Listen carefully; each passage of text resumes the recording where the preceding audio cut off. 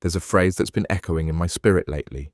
4 simple words that have completely reoriented how I walk through each day. I fear God. And before you misunderstand what that means, let me be clear. This isn't about being terrified of an angry deity waiting to strike me down. This is about something far more profound, far more transformative. This is about a reverent awe that has displaced every other fear in my life. I don't fear the future, I fear God, and that changes everything. Think about that for a moment. In a world that's constantly trying to sell us reasons to be afraid of what's coming, afraid of what we might lose, afraid of what could go wrong, there's this ancient truth that cuts through all of it. When you truly understand what it means to fear God, when you live in that reality, the future loses its power to intimidate you. Over the next 40 minutes, we're going to unpack this together. We're going to explore what it really means to fear God, why that fear is actually the key to fearless living, and how this one shift in perspective can transform not just how you think, but how you live, how you decide, how you rest, and how you face tomorrow. Because here's what I've discovered. The fear of God isn't just another religious concept to add to your theology. It's the foundation of a life marked by unshakable peace. It's the secret to walking through uncertainty with confidence. It's the difference between being controlled by circumstances and being anchored in something that circumstances can never touch. So let's dive in. Let's talk about what it means to fear God in a way that changes everything. Section 1. What it really means to fear God. When we talk about fearing God, we're not talking about the kind of fear that makes you want to run away. We're talking about the kind of awe that draws you closer. Think about standing at the edge of the Grand Canyon for the first time, or watching a storm roll across the ocean from the shore. There's this magnificent, overwhelming awareness of power and beauty that's so much greater than yourself. You're not necessarily afraid in the sense that you want to flee. You're awestruck. You're reverent. You understand in that moment that you're in the presence of something extraordinary. That's the beginning of understanding the fear of God. It's recognizing who He is, truly, fully, without diminishing any aspect of His character. It's acknowledging His holiness, His power, His sovereignty, His wisdom, His justice, His mercy. It's the awareness that you're not dealing with a force you can manipulate or a deity you can manage. This is the God who spoke galaxies into existence, who holds every atom together by the word of His power, who knows every thought before you think it and every word before you speak it. The fear of God is understanding that nothing is hidden from Him. Nothing is beyond His reach. Nothing surprises Him. Nothing overwhelms Him. Nothing escapes His notice. He is all-knowing, all-powerful, ever-present, and completely, utterly holy. But here's what makes the fear of God so different from worldly fear. This God, this awesome, powerful, holy God, He loves you. Not because of who you are, but because of who He is. His love isn't contingent on your performance or your perfection. His love is the very foundation of His nature. So the fear of God becomes this beautiful tension, profound reverence for His majesty combined with intimate trust in His love. It's knowing that He could do anything and trusting that He will only do what's good. It's recognizing His absolute authority and resting in His absolute faithfulness. The Bible is clear about this. Proverbs tells us that the fear of the Lord is the beginning of wisdom, not the middle, not the end. The beginning. You can't start to understand life, reality, purpose, or meaning until you start from the right foundation. And that foundation is a proper fear of God. When you fear God, you see yourself accurately, not as the center of the universe, but as His beloved creation, not as autonomous, but as accountable, not as self-made, but as wonderfully dependent on the one who made you and sustains you with every breath. And when you see yourself accurately in relation to God, everything else falls into place. Your problems don't become smaller necessarily, but your perspective becomes larger. Your circumstances don't lose their significance, but they lose their supremacy. Because when you fear God, when you're anchored in that reverent awe of who He is, you finally understand that nothing in your life is bigger than Him. Section 2. The fear that dispels all other fears. Now here's where it gets really interesting. When you truly fear God, every other fear begins to lose its grip. Think about what most people fear about the future. We fear lack. What if there's not enough? What if I lose my job, my home, my security? We fear loss. What if the people I love are taken from me? What if my health fails? We fear failure. What if I make the wrong choice? What if I miss my opportunity? What if I'm not good enough? We fear suffering. What if something terrible happens? What if life becomes unbearable? These fears feel so real, don't they? They can dominate our thoughts, steal our sleep, paralyze our decision-making. They can make us play small, hold back, protect ourselves, and miss out on the very life God is calling us into. But here's what happens when you fear God. You realize that every single one of these fears is rooted in the assumption that you're in control, or that your well-being depends on circumstances staying favorable, or that your life can be derailed by things beyond your control. When you fear God, you remember, He is in control, complete control, sovereign control. Nothing happens by accident. Nothing catches Him off guard. Nothing is beyond His ability to work together for good. You remember, He is your provider, not your job, not your savings account, not your connections or your abilities. Those might be tools He uses, but He is the source. And the God who feeds the birds and clothes the lilies isn't going to abandon you. You remember, He is faithful. He keeps His promises. What He says, He does. When He commits, He completes. His track record is perfect, and His character is unchanging. You remember, He is good, not sometimes good. Not good only when things go well. Good in His very essence. Good in ways that transcend your current understanding. Good even when His ways are mysterious and His timeline doesn't match yours. When you fear God, when that reverent awe fills your vision, you can look at the future and say, I don't know what's coming, but I know who holds it. I don't know how it's going to work out, but I know who's working. I don't know all the details, but I know the one who does, and I trust Him. This isn't denial. This isn't naivety. This isn't pretending that hard things won't happen or that life is always easy. This is something far more profound. It's choosing to fear God more than you fear circumstances. It's saying, yes, there might be challenges ahead. Yes, there might be things I'd rather not walk through. Yes, there might be unknowns and uncertainties, but my God is bigger than all of it. My God is with me in all of it. And ultimately, what I fear most is not honoring Him, not living in His will, not trusting His goodness. That fear, that holy reverential fear, is what governs my life, not the fear of what might happen tomorrow. Section 3, Biblical Foundations. Let's ground this in Scripture because this isn't just feel-good philosophy. This is the consistent message woven throughout God's Word. Look at what Jesus said in Matthew 10:28. Do not fear those who kill the body but cannot kill the soul.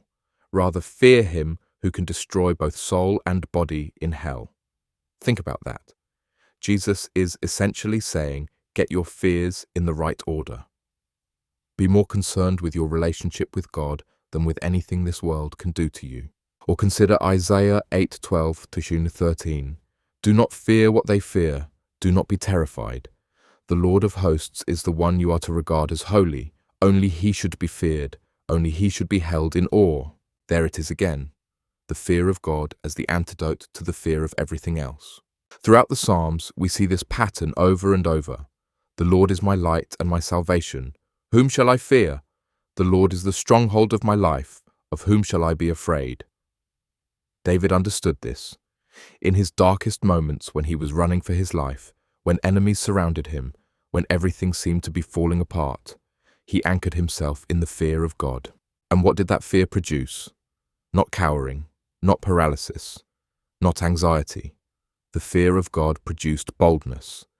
It produced courage. It produced the ability to say, even though I walk through the valley of the shadow of death, I will fear no evil, for you are with me. Think about Daniel in the lion's den. He feared God more than he feared the king's decree, more than he feared the mouths of lions. And because he feared God, he could face the lions without being consumed by terror. Think about Shadrach, Meshach, and Abednego facing the furnace. They told the king, our God is able to deliver us, but even if He doesn't, we will not bow. That's what the fear of God looks like. It says, I trust God's character more than I fear my circumstances. Think about Paul, writing from prison, telling the Philippians not to be anxious about anything. How could he say that? Because he feared God more than he feared imprisonment, suffering, or even death. He could say, "For me to live is Christ, and to die is gain," because his greatest fear was not honoring Christ, not walking away from his calling, not physical death or discomfort. The writer of Hebrews captures it beautifully. Therefore, since we are receiving a kingdom that cannot be shaken, let us be thankful, and so worship God acceptably with reverence and awe, for our God is a consuming fire. A kingdom that cannot be shaken. That's what you're part of when you fear God. Everything else in this world can shake. Economies can crash, relationships can fracture, health can fail, circumstances can change in an instant. But the kingdom of God, unshakable.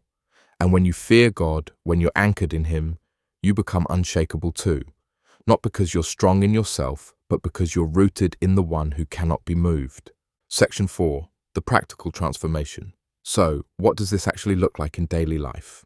How does fearing God instead of fearing the future change the way you live? Let me paint you some pictures. It's Sunday night, and you're thinking about the week ahead.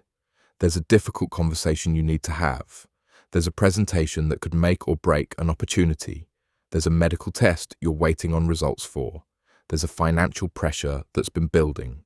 Without the fear of God, Sunday night becomes anxiety night. You replay scenarios, you try to control outcomes, you lose sleep. You walk into Monday already exhausted from worry. But when you fear God, Sunday night becomes worship night. Not because you're pretending the challenges aren't real, but because you're choosing to focus on what's most real. God's presence, God's promises, God's proven faithfulness. You say, "Lord, I don't know how this week will unfold, but I know you, and you're enough." You rest, not because everything is figured out, but because you trust the one who has already figured it out.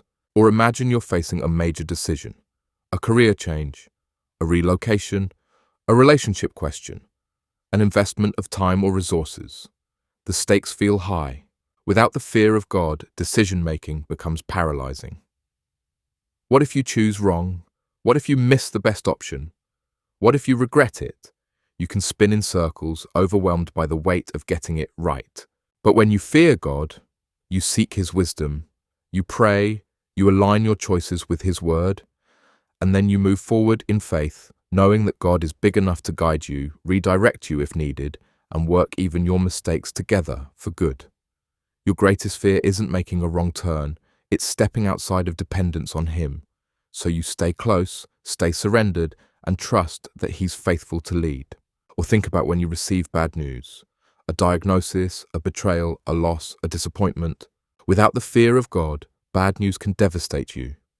It can feel like the end of the story, it can make you question everything. But when you fear God, bad news is still painful. Let's be clear about that. The fear of God doesn't make you immune to hurt, but it does give you a different framework. You know that this isn't the whole story. You know that God specializes in resurrection. You know that He wastes nothing, redeems everything, and is working all things together for your good and His glory. So you grieve, you feel, you process, but you don't despair, because you fear God more than you fear the circumstances. Here's another one. Imagine you're scrolling through social media or watching the news. There's so much chaos, so much division, so much that's troubling and uncertain in the world. Without the fear of God, it's easy to become anxious about the state of things, to feel like everything is falling apart, to be controlled by headlines and hot takes. But when you fear God, you remember that He is still on His throne. You remember that He's not surprised or scrambling.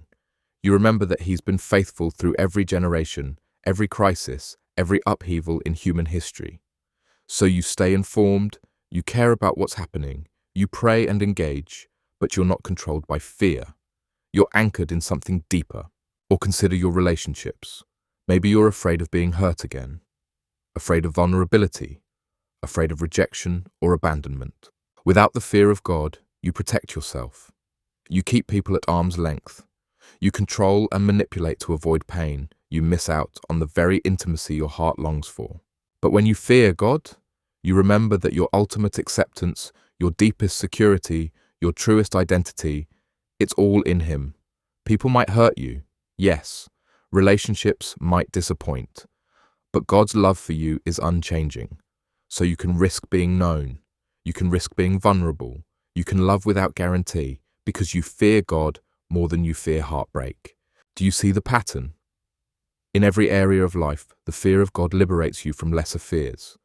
It doesn't make you careless. It makes you courageous. It doesn't make you foolish. It makes you wise. It doesn't make you passive. It makes you purposeful. Section 5. Living in the reality of God's sovereignty. One of the most powerful aspects of fearing God is understanding and embracing His sovereignty.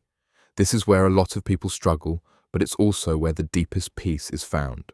God's sovereignty means He is in complete control, not partial control, not mostly in control except when things go off the rails. Complete, absolute, purposeful control. Some people hear that and feel uncomfortable. But what about free will? What about evil? What about suffering? These are valid questions, and mystery certainly remains. But here's what we can know with absolute certainty. God is sovereign, God is good, and those two truths never contradict each other. When you fear God, when you stand in awe of His infinite wisdom and power, you begin to trust that His sovereignty is not something to fear. It's something to find comfort in. Think about Joseph, betrayed by his brothers, sold into slavery, falsely accused, imprisoned for years. By any human measure, his life was derailed by circumstances beyond his control. And yet, when he finally stood before those same brothers years later, now in a position of power, he said, "You intended to harm me, but God intended it for good to accomplish what is now being done, the saving of many lives." Joseph feared God, and that fear allowed him to see his story through the lens of God's sovereignty. Not things randomly happened and worked out eventually, but God was orchestrating even the painful parts for a purpose I couldn't see at the time. This is what fearing God does for your view of the future. You don't have to figure it all out. You don't have to see the whole plan. You don't have to understand every why. You just have to trust that the sovereign God who loves you is writing a story that's better than anything you could have orchestrated yourself. When you fear God, you can hold your plans loosely, not because you're wishy-washy or directionless, but because you trust that if your plans need to change, God will make that clear. And His plans are always better than yours. When you fear God, you can accept delays without losing faith, not because you enjoy waiting, but because you trust that God's timing is perfect even when it's different from yours. When you fear God, you can endure hardship without becoming bitter, not because pain doesn't hurt, but because you trust that God is using it, refining you through it, preparing you for something you can't yet see. This is the freedom that comes from fearing God. You get to surrender control you never actually had in the first place. And in that surrender, you find rest. Section 6. The fear of God as worship. Here's something beautiful that happens when you truly fear God. It transforms into worship. The fear of God isn't ultimately about being afraid. It's about being amazed. It's about living in continuous astonishment at who God is and what He's done. When you fear God, every morning becomes an opportunity for worship. You wake up and think, "The God of the universe sustains me. He knows my name. He has purposes for this day." That's worship. When you face a challenge and choose to trust God instead of panic, that's worship. You're saying with your life, "God, you're greater than this problem." When you make a decision based on what honors God rather than what's most convenient or comfortable, that's worship. You're demonstrating that your fear of Him outweighs your desire for ease. When you share your faith despite the risk of rejection, that's worship. You're showing that you fear God more than you fear people's opinions. When you forgive someone who's hurt you because God has forgiven you, that's worship. You're living out your reverence for His mercy and grace. When you give generously, even when finances are tight, because you trust God as your provider, that's worship. You're proclaiming that you fear God more than you fear lack. Worship isn't just singing songs on Sunday, though that's part of it. Worship is a life lived in reverent awe of God. It's the natural overflow of fearing Him rightly. And here's what's incredible. When your life becomes worship, when fearing God shapes every choice, every thought, every priority, you discover a joy that circumstances can't touch. You find a peace that doesn't depend on everything going right. You experience a confidence that isn't based on your own strength, but on God's faithfulness. The fear of God leads to worship. Worship leads to intimacy, and intimacy with God is where you find everything your soul has been longing for. Section 7. Walking out tomorrow with confidence. So, let's bring this to where the rubber meets the road. Tomorrow's coming, next week is coming, next year is coming, the future is coming, whether you're ready or not. And you have a choice in how you're going to face it. You can face it with anxiety, constantly wondering what's around the corner, trying to control outcomes, exhausting yourself with worry, or you can face it with a different kind of fear, the fear of God. When you fear God, tomorrow doesn't intimidate you. Not because tomorrow is guaranteed to be easy, but because God is guaranteed to be with you. When you fear God, you can make plans without being enslaved to them. You can have goals without being destroyed if they don't pan out exactly as you envisioned. You can dream big while holding loosely. You can work hard while resting in grace. When you fear God, you can be honest about what's hard without being hopeless. You can acknowledge challenges without being paralyzed. You can face reality without being controlled by it. When you fear God, you can take risks that honor Him even when they feel scary. You can step into callings that feel too big because you know He's bigger. You can obey even when you can't see the whole path because you trust the one who does. When you fear God, you can love people freely without needing them to complete you. You can serve without strings attached. You can give without expecting return. You can be vulnerable without being destroyed by disappointment. When you fear God, you can fail without being defined by failure. You can succeed without being defined by success. You can change without losing your identity. You can stay the same when everyone wants you to change because you're not taking your cues from the crowd. You're taking them from the King. This is what it means to not fear the future. It's not about knowing what will happen. It's about knowing who God is and trusting that He's enough for whatever comes. Think about it. If you knew that God was truly for you, truly with you, truly working all things together for your good, what would you do differently? How would you live? What would you attempt? The fear of God invites you into that life. Not someday, today, right now.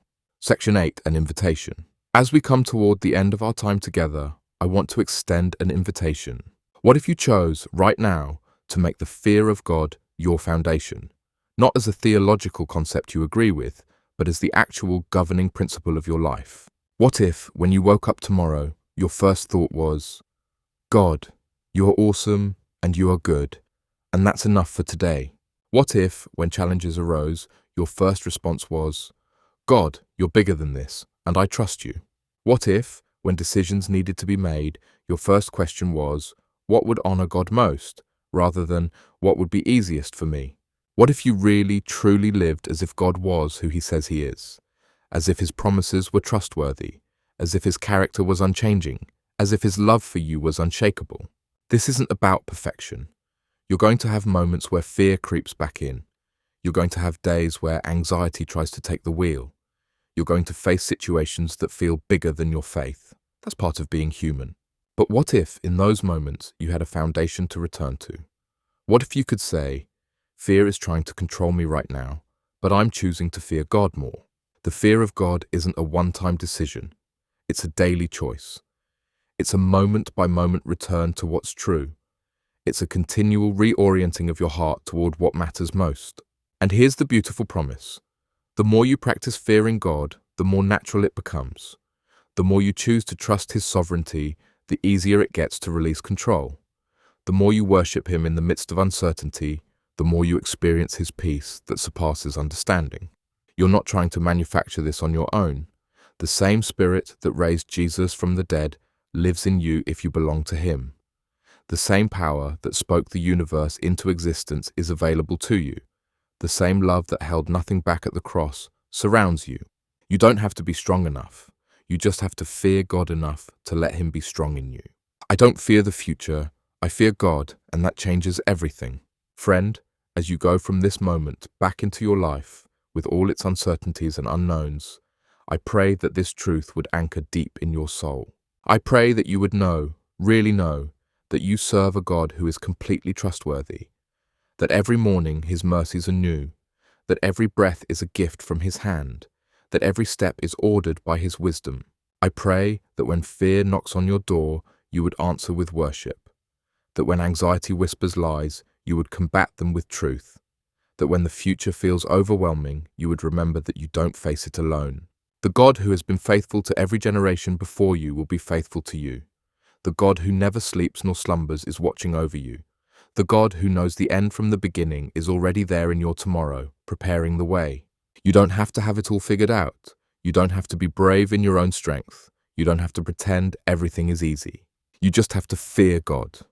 And let that holy, reverential, awestruck fear of who He is displace every other fear that tries to take root in your heart. Because when you fear God, when you really, truly live in the reality of His presence, His power, His faithfulness, His love, everything changes. The future doesn't disappear, but the fear of it does. And you discover what you were always meant to discover, that a life lived in the fear of God is the freest, most peaceful, most purposeful, most joyful life you could ever live. So go forward in confidence, not in yourself, but in the one who holds you, not in your plans, but in His purposes, not in your understanding, but in His wisdom. Fear God, and let that change everything.